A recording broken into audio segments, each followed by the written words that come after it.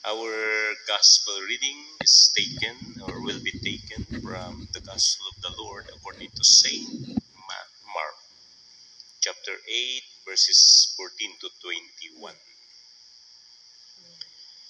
The disciples have forgotten to bring bread, and he had only one loaf with them in the boat. Jesus enjoined them, "Watch out, guard against the leaven of the Pharisees and the leaven of Herod."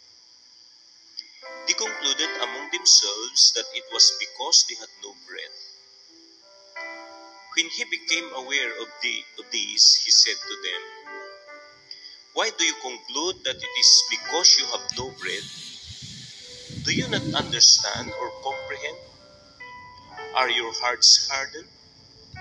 Do you have eyes and not see, ears and not hear? And do you not remember when I broke the 5 loaves for the 5,000?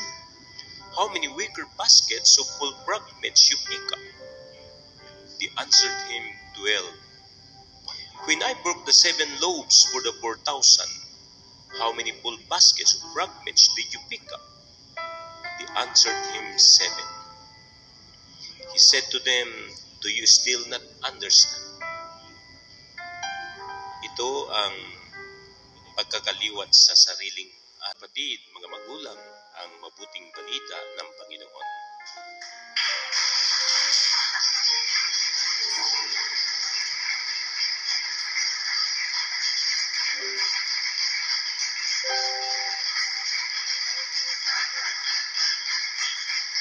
Okay?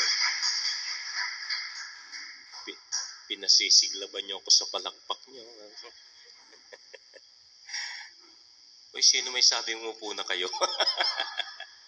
Sige na, upo na nga kayo. Magandang gabi muli, mga kapatid. Kumusta na kayo?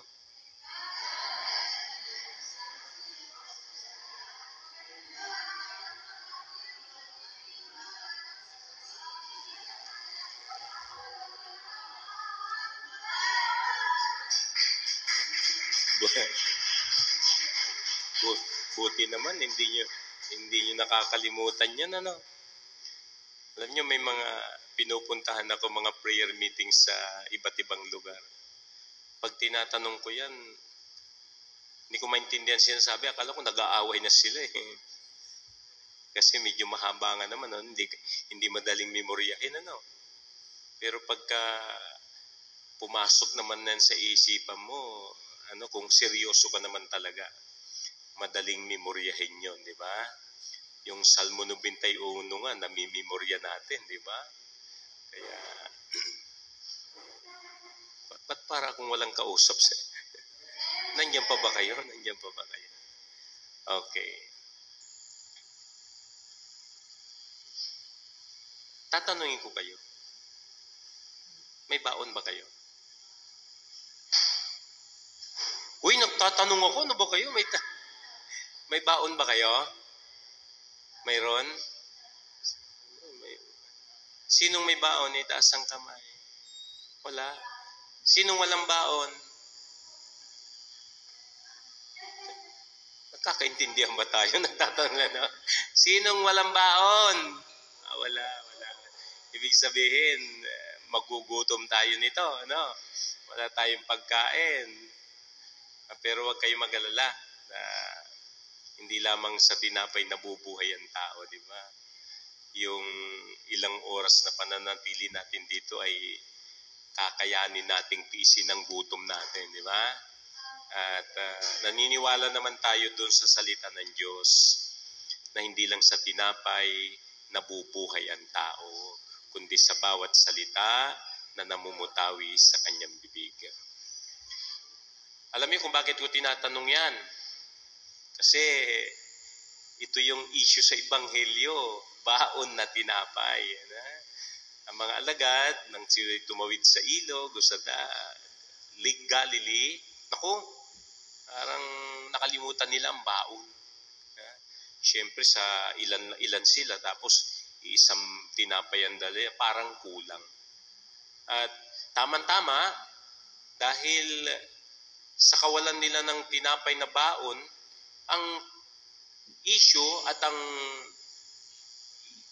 binuksan na paksa ng Panginoon sa kanila ay tungkol sa libadura, which is, alam naman natin yung libadura, sangkap sa tinapay. No? Alam niyo naman siguro yun, familiar kayo, no? Hindi naman kayo siguro bata na ipinanganak kahapon para hindi nyo alam yung libadura na ang purpose nyo ay pampaalsa, di ba? Sangkap yon sa mga familiar sa mga paggawa ng tinapay, pagmamasa. Alam naman natin na nilalagyan ng libadura yan. Diba? Para ano? Umalsa. Kita nyo, pag minamasa nyo, tapos makikita nyo, pag niluluto nyo, kaya umaangat kahit maliit. Bakit? Mayroong libadura. Pero, nung binanggit ng Panginoon ang libadurang ito, parang ang pagkaunawa ng mga alagad niya ay kaya niya binabanggit ito dahil wala silang dalang tinapay. Pero nung marinig ito ng Panginoon, iba yung konteksto, iba yung isinagot niya sa kanila na hindi niyo pa ba naunawaan? Wala ba kayong tainga? Wala ba kayong mata? Parang hindi magandang sagot yung itinugon ng Panginoon na nagbabanggit siya tungkol sa libadura. At maya-maya pagkatapos ang ini-issue ay tungkol sa wala kayong mata, wala kayong tainga. Kasi sa Panginoon mayroon siyang ibang tinutukoy at ipinakahulugan sa libadura. Hindi ito yung libadurang gamit sa tinapay, kundi ang binanggit niya ay libadura ni Herodes at libadura ng mga iskriba. Kung ito ang tinutukoy niya, definitely, hindi ito yung libadura na gamit sa tinapay, kundi iba na libadura itong tinutukoy ng Panginoon na dapat nilang ingatan. Sapagkat kung libadura itong tungkol sa tinapay, hindi naman siguro magbibigay ng babala ang Panginoon na mag-ingat kayo. Pero since na nagbibigay siya ng babala na pag-ingatan, this is something serious. Hindi lang ito basta tinapa, hindi lang ito tungkol sa tinapay, hindi lang ito tungkol sa pampaalsa, kundi something serious na magandang tignan natin sa ating pagninilay ngayong gabi. Okay lang ba kayo? Parang gutom na kayo. Tingin ka parang nabanggit ko lang tinapay, parang gutom na kayo. Lilipas din yan. Lilipas din yan. O ngayon, pag-uusapan natin. Mayroon akong mga kinote at isinulat dito para ito nga nakadot sa papel na dala-dala ko. Na sa Biblia, kapag tinutungkoy yung libadura, at lalo na kapag binabanggit ng Panginoon ang libadura, na bukod sa libadurang gamit sa tinapay, at dito sa Ebanghelyo binanggit, libadura ng mga eskriba, Pariseo, eskriba, at libadura ni Herodes, mayroong ibang kahulugan po yun. It has different meaning. At ito yung ating titignan ngayong gabi. Na bakit pinag-iingat ng Panginoon o ni Jesus ang mga alagad niya sa libadura ni Herodes, libadura ng mga Pariseo at ng mga eskriba. So, as I look upon, may nadaanan akong binasa na mayroon pala iba't ibang ibig sabihin kung ang pagtukoy na gagawin natin ay yung libadura tungkol sa Pariseo at ni Herodes. Hindi yun ni isa. Ito'y magkabukod at magkaiba. At yan ang ating titignan ngayong gabi bilang bahagi ng ating pagninilay at pag-aaral. So, tiyakin nyo lang na gising pa kayo. Tiyakin nyo lang na alerto pa yung, nakikinig pa yung, gumagana pa yung isip nyo. At nawa naman huwag tinapay ang at pagkain ang iniisip nyo. Porque may nababanggit tayong libadura at tinapay dito, ang pag-uusapan natin ibang libadura. Okay? Sa Biblia, kapag binabanggit ang libadura ng mga Pariseo at Eskriba, meaning, ito po yung mga ugali. Kapag sinasabing Pariseo, libadura ng mga Pariseo o ng mga Eskriba, it refers to attitude or character na iginagawi ng mga Pariseo na kung bakit pinag-iingat niya ang kanyang mga lagad sapagkat ito ay natural, hindi maganda, kundi mayroong tinatawag na masamang impluensya. Na kapag ito ay ginaya mo, sinundan mo, natural, mapapasama ka rin. Kaya, ang mga tinutukoy dito ay babanggitin ko para ma-note ninyo, maalala ninyo na kapag libadura ng mga Pariseo at Eskriba ang tinutukoy ng Panginoon, unang-una, tumutukoy ito sa pagka-ipokrito, yung hypocrisy of the Pharisees, of the scribes, na huwag tutularan sapagkat hindi magandang ugali ang ipokrito. Hindi magandang ugali ang pagiging ipokrita. Hypocrites, pakitang tao. Hindi kayo mawiwili at hindi kayo matutuwa kapag ang taong kaharap nyo ay mapagkunwari. Kunwari, mayaman, kwento ng kwento sa yaman, at pagkatapos, sa bandang huli, ikaw pa ang uutangan. Di ba? Hindi man kawili-wili yun, di ba? At may mga taong gano'n, di ba? Kwento ng kwento sa kayamanan, pero at the end, uutangan ka pa. So, hypocrisy. At hindi ito maganda kapag ito'y naka-influensya sa atin. At ito naman ang nakikita ng Panginoon na ugali ng mga Eskriba at Pariseo. Saan paraan ito? Saan nakikita? Magagaling silang magturo. Pero ang buhay nila ay hindi natuturuan mismo ng kanilang ipinangangaral. Magagaling na mag-recite ng mga kataga sa Biblia, ng mga sitas, ng mga verses sa Biblia. Pero yung buhay nila ay hindi pa rin kakikitaan ng magandang halimbawa. Na yung alam nilang Biblia ng salita ng Diyos ay hindi nakikita mismo sa kanilang buhay. At kahit sa atin, hindi tayo matutuwa doon kapag may nakikita kayong, halimbawa, sa amin na lang, pag nakakita kayo, nakakarinig kayo ng mga preachers, nakakakilala kayo, na nangangaral kami dito, tumatayo, modesty aside, kahit na hindi lang preacher, kahit na mga choir, kahit na alam natin anong tungkulin dyan sa ministry, kapag kayo'y humarap, nakilala nyo na manggagawa ng lingkod ng Diyos at pagkatapos na harap nyo, binulyawang kayo, sinigawan kayo, sinupladahan kayo, hindi ba nagbabago ang impresyon nyo? At madalas sinasabi nyo, ay, ganyan pala yan, lingkod pa naman ng Diyos. Di ba, nagsasabi nyo yan, di ba? Hindi nyo man masabi, pero yan ang naiisip ninyo. Totoo ba? Lakasan nyo naman yung amen nyo. Para marinig nila may tao din akong kaharap. Pagkakala nila upuan ng kausap ko. Amen? Amen? O totoo, di ba? So hypocrisy, ito isa sa mga tinutukoy ng Panginoon na libadura ng mga Pariseo. Ipokrito at ipokrita. Mapagkunwari. Isa yan sa dapat may avoid ng mga alagad. At huwag tutularan, of course, sapagkat hindi maganda ang pagiging hipokrita. Okay? Ikalawa, na tinutukoy na libadura ng mga Pariseo, pagmamapuri.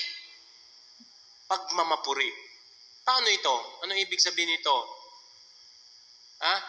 Walang bida kundi sila. Ako ang magaling. Ako ang matalino. Ako ang marunong.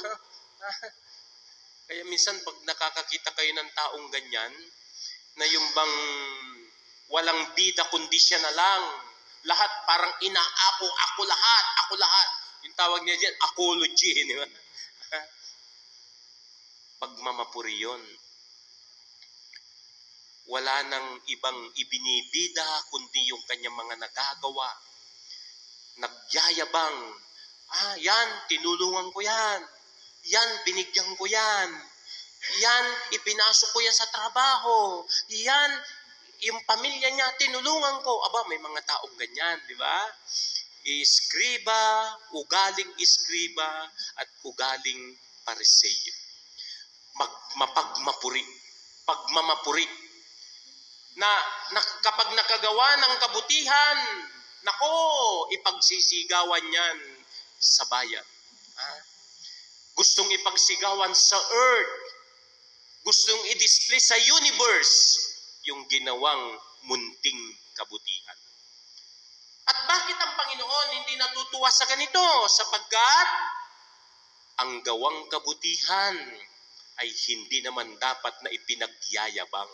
Sapagkat ang nagiging author ng kabutihan, kung bakit nakagagawa ang tao ng kabutihan, ay si El Shaddai ang nagpupunla niyan sa ating pagkatao. At sabi ng Biblia, kung may ibig magmapuri, ang ipagmapuri ay si El Shaddai. Amen? Kaya minsan, naalala ko minsan, may kasama akong disciple nagtalk na, minsan maging aware tayo doon sa mga patutuo natin. Bantayan natin minsan yung mga patutuo natin kasi minsan di na patutuo. Pagyayabang na. Totoo yan, pakinggan nyo, kapag marunong kayong makinig sa mga sinasabi ng mga mag-share, minsan parang hindi Lord ang naglo-glorify. Ang naglo-glorify na yung sarili. Yung katalinuhan ng anak, yung kayamanang nakamit. No, minsan hindi ganoon. Dapat hindi ganoon. Kaya bago tayo bumagsak doon, tignan natin, suriin natin, at ingatan natin yung mga pinagsasabi rin natin. At binibigkas natin, baka ang lumabas, parang tayo ng sarili na natin ang naitataas, hindi na pangalan ni El Shaddai. Amen? Palakpakan ng Panginoon. So, kailangan niyang bantayan. Okay? Yung pagmamapuri. Ikatlo na ugali ng mga eskriba na kinaayawan ni Jesus, na tinutukoy niyang libadura ng mga eskriba na hindi dapat tularan ng mga alagad. Pagmamataas. Kayabangan din yun, di ba? Ewan ko ba, sa totoo lang, may mga taong napakayabang. At mahirap makisama sa mayabang. May kilala ba kayong mayabang? Marami? Baka nahawa na kayo. Ang hirap makisama sa mayabang, ano? Minsan, ikaw ang naiirita kapag siya ang nagkukwento at nagyayabang, ano? ikaw ang parang ikaw ang nahihiya, di ba? Yung kaya niya lahat ng bagay, yung walang hindi siya kaya, no? Kaya minsan iwas ako doon sa mga taong ganyan, parang nahiya akong yung ayaw kong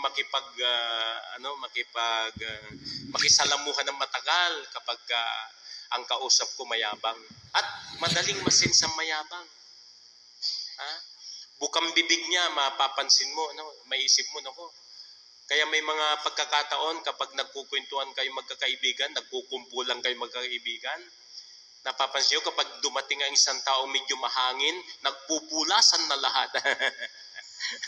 At may mga parinig tayong naririnig. Nako, sabi, pag nagkukwento yung mayabang, nako, mag-ingat kayo, bumabagyo na, humahangin na. Kasi kaya, puro kayabangan sa ulo ang dala-dala. Ang mayabang pa naman, kadalasan yung kwento hindi totoo, di ba? kaya nga yabang wala namang katotohanan. So, isa ito sa nagbabala ang Panginoon dito na huwag mahawa ang kanyang mga alagad. Bakit? Kasi yung epekto nito sa buhay nila, makakaapekto sa kanilang misyon kapag ito'y kanilang ugaling daladala.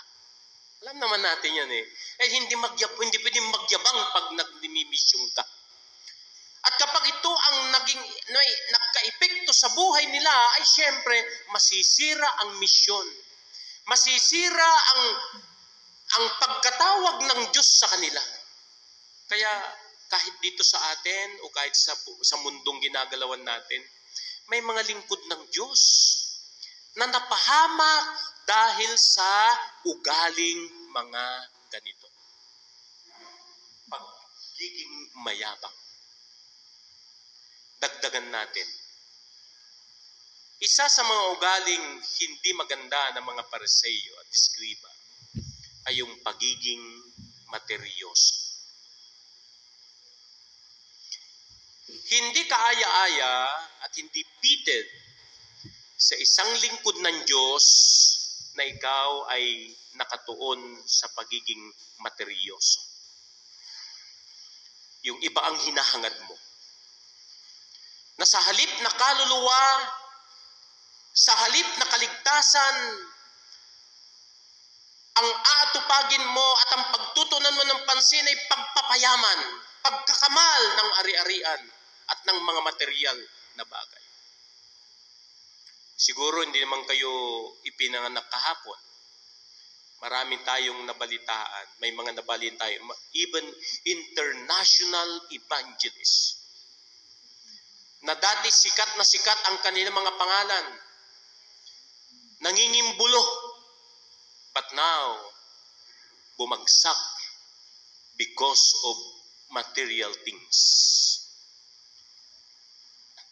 Minsan may na-encounter, may nakita ko dyan sa isang post sa YouTube, which is true. Isang international evangelist ang ini-interview ng isang TV host. Nung tinatanong tungkol sa buhay niya at kung paano niya sinusustain ang buhay niya. Kasi nakikita yung lavish, yung lifestyle na, very lavish na lifestyle. Alam nyo, parang ang sinabi pa niya doon sa nag-i-interview sa kanya, parang niyang ininsulto yung nag-i-interview sa kanya na dahil kaya ako naglilingkod sa Diyos ganito, kaya hindi kayo naglilingkod, kaya ganyan ang buhay niyo. Parang nakaka-insulto. At yan, may masamang epekto yan sa buhay natin. Kapag na-conquer na tayo ng being materialistic o pagiging materyoso, iba na ang hahangarin natin sa paglilingkod natin. Ang iisipin natin, kada galaw natin, kada kilos natin, tatanungin natin, may katumbas ba yan na halaga? Ano bang kamapapala ko dyan? Ano bang makukuha ko dyan kapag naglilingkod na tayo? Ba't tahimik kayo? Gising pa ba kayo? Napapakinggan nyo pa ba yung sinasabi ko? Kalabitin mo yung katabi mo. Magbayad ka na ng utang. Pagiging materyoso, which is hindi angkop, lalo na sa isang disipulo ni Kristo. Kasi tinuturoan ang Panginoon, nagbigay ng halimbawa, na ang buhay ng isang lingkod ng Diyos ay pwede mong talikuran ang lahat ng yaman at ang tanging yaman mo ay si El Shaddai. Amen? Palakpakan natin ang Panginoon. So, yung pagiging materyoso Very careful ang Panginoon at pinag-iingat niya ang kanyang mga alagad. Binigyan niya siya ng babala o warning. Bakit? Hindi dapat sumiksik at maging laman ng isipan ng isang lingkod ang pagiging materialistic. Sisira ito ng misyon, sisira ito ng ating ginagawa, sisira mismo ito ng ating buhay. Kahit hindi dapat ini-entertain ng isang lingkod ng Diyos ang pagiging materyoso. Nang palaging hinahanap, nang palaging laman ng isip, lalo na ang laman ng puso, ay magkamit ng yamang material. Ang yaman natin na dapat hangarin ay ang yaman pang langit. Amen? Palakpakan natin si Elsa. So, ito yung mga tinatawag natin na libadura ng mga iskriba o pariseo. Ano naman yung libadura ni Herodes? Na sinabi ng Panginoon, dalawa yun, di ba? Mag-ingat kayo sa libadura ng mga iskriba at pariseo, mag-ingat din kayo sa libadura ni Herodes. Ano ba yung libadura ni Herodes? So, may mga ilang inilista ako na